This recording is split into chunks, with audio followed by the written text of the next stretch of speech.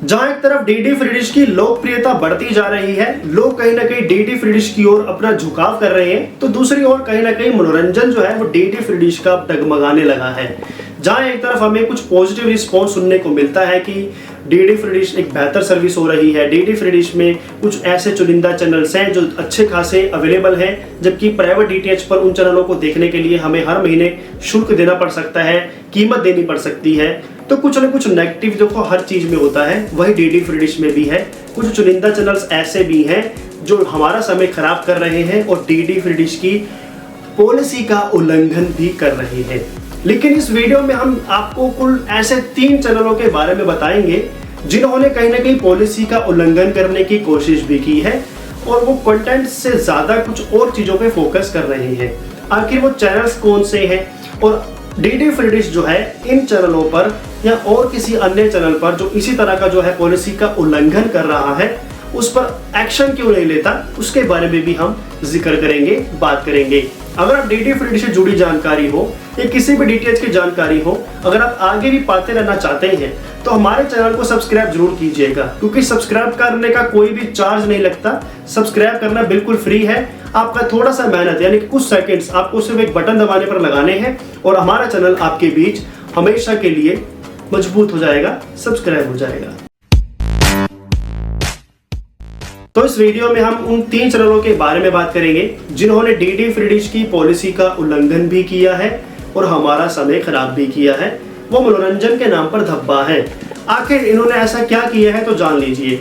सबसे पहली बात है कि डीडी फ्री डिश की ओर से एक ऐसी पॉलिसी अमेंडमेंट में लाई गई थी जिसमें यह बताया गया था कि अगर कोई भी चैनल डीडी फ्री डिश का हिस्सा बनना चाहता है तो उसे अपने कंटेंट पर भी फोकस करना पड़ेगा।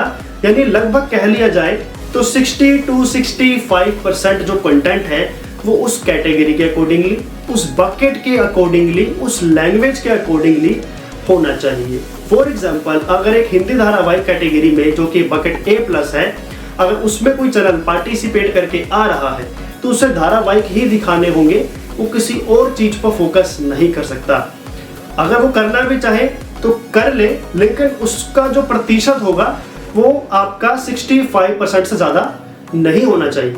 लेकिन ऐसा इन 3 चैनलों की ओर से देखने को नहीं मिल रहा है। सबसे पहला चैनल जो हमारे लिए समय खराब कर रहा है वो रहने वाला है आपका पीयर टीवी। जी हाँ, पीयर टीवी वो चैनल है जो भी रिसेंटली आपके लिए अप्रैल के महीने में आया है और ये जो है आपके लिए एक रीजनल कैटेगरी में आया है जो कि तमिल कैटेगरी में लॉन्च किया गया था। यानी कह लिया जाए तो उसको R1 बकेट में जगह मिली है। R1 बकेट में इसने तमिल लैंग्वेज के पार्टिसिपेशन की थी लैंग्वेज के अकॉर्डिंगली। और ये जो है शुरुआत में जब लॉन्च हुआ था तो बहुत अच्छा चल रहा था, म्यूजिक दिखा रहा था तमिल भाइयों के लिए, कुछ अच्छे खासे कंटेंट प्ले कर रहा था। लेकिन डीडी फ्री डिश पर आने के कुछ ही दिनों में इसने अपने आप को इतना तब्दील कर लिया कि टोटली इसने एडवर्टाइजमेंट पर फोकस कर लिया। अब एडवर्टाइजमेंट भी जो है कुछ ऐसी आती हैं जिसको देख पाना दिन के समय में थोड़ा सा असंभव वाला हो जाता है, क्योंकि दिन के समय में बच्चे भी होते हैं जो कि टीवी देख रहे होते हैं और ऐसे समय में कुछ ऐसे विज्ञापन चला देना मेरे ख्याल से इन कम उम्र में अच्छा नहीं है उनके लिए। तो वही जो है कहने की सबसे बड़ी दिक्कत है इन चैनलों की, जो कि हेल्थ शो के नाम पर कुछ भी दिखा रहे हैं और कहीं ना कहीं अपने प्रोडक्ट की जो है मार्केटिंग करते जा रहे हैं। इसके अलावा अगर हम बात करते हैं मेन कंटेंट पर, तो कंटेंट पर इनका कोई भी खास ध्यान नहीं है। ये टोटली जो है हमारा समय खराब कर रहे हैं। और दूसरी बात है, डीडी फ्री डिश की ओर से भी इस चैनल पर कोई भी एक्शन अभी तक लीगली नहीं लिया गया है। दूसरे चैनल के बारे में बात भी कर ले तो उसका नाम है मूवी प्लस। ये भी जो है कुछ इसी तरीके का ही हाल है। ये भी जो चैनल है वो मूवी कम और आपके लिए एडवर्टाइजमेंट विज्ञापन ज्यादा पेश करता है और इस पर भी कुछ ऐसे थर्ड पार्टीज वाले विज्ञापन आ जाते हैं, 18+ वाले विज्ञापन भी आ जाते हैं जो कि दिन के समय में बिल्कुल भी सही नहीं है। हाँ, रात के समय में दिखाया जाए कोई इशू नहीं, लेकिन दिन के समय में भी उनको दिखा देना ही अच्छा नहीं है। इसके अलावा जो तीसरा चैनल है उसका भी कुछ यही हाल है, जो कि है पॉपुलर टीवी। ये जो है शुरू से डीडी फ्री डिश में पहले असमीज लैंग्वेज में बना रहा और बाद में इसने लैंग्वेज चेंज करके कन्नड़ा में भाग ले लिया और अभी भी इसका वही हाल है। कुछ खास दिलचस्पी चैनल से लोगों को नहीं मिली, कुछ खास कंटेंट देखने को नहीं मिला। ये जो है वही एक ही रिपीट टेलीकास्ट करते रहते हैं कार्टून वाला, जो कि किसी समय द क्यू चैनल ने किया था। वो जो है अपने ओरिजिनल कंटेंट को पेश करते थे, लेकिन इन्होंने कॉपी पेस्ट करके लैंग्वेज डबिंग करके उन्हीं चीजों को प्ले करके लोगों का समय खराब करना शुरू किया।